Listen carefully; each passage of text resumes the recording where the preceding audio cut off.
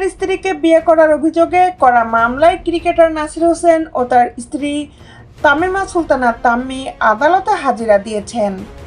এ সময় তারা কালো মাস্ক পরে মুখ ঢেকেছিলেন। তবে বিচারক বিব্রত বোধ করায় এ মামলার কোনো শুনানি হয়নি।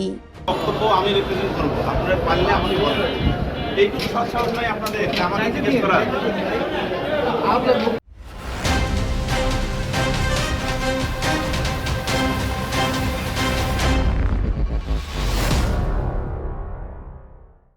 বিস্তারিত নিয়ে আপনাদের সাথে আছি আমি শামীমা সুলতানা।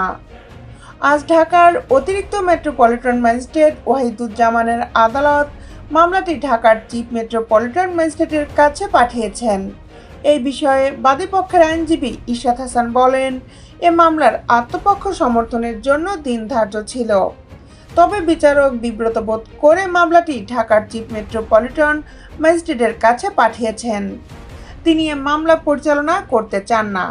এখন মামলার বিষয়ে সিএমএম সিদ্ধান্ত নেবে।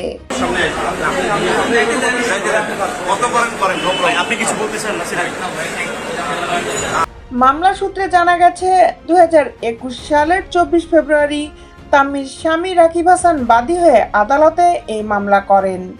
এরপর গত বছরের 30 সেপ্টেম্বর আদালতে পিবিআইয়ের পুলিশ পরিদর্শক শেখ মোহাম্মদ মিজানুর রহমান 3 জনকে দোষী উল্লেখ করে আদালতে প্রতিবেদন জমা দেন।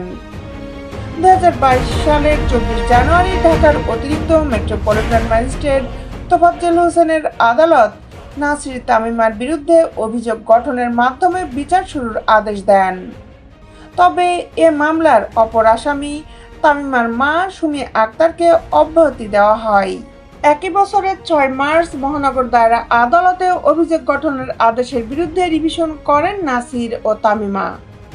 অন্যদিকে তামিমার মা সুমি আক্তারকে অব্যাহতির আদেশের বিরুদ্ধে রিভিশন করেন বাদীপক্ষ।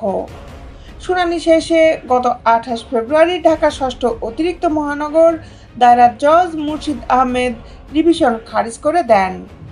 একই সঙ্গে নাসিরের শাশুড়ি সুমি আক্তার মামলার দায় থেকে অব্যাহতির আদেশ বহাল রাখেন। গত 16 এপ্রিল এ মামলার সাক্ষ্য গ্রহণ শেষ হয়েছে। বিচার চলাকালীন 10 জনের সাক্ষ্য গ্রহণ করেন আদালত। দেশ বিদেশের আপডেট নিউজ পেতে আমাদের সাথেই থাকুন। Justice television, Dhaka.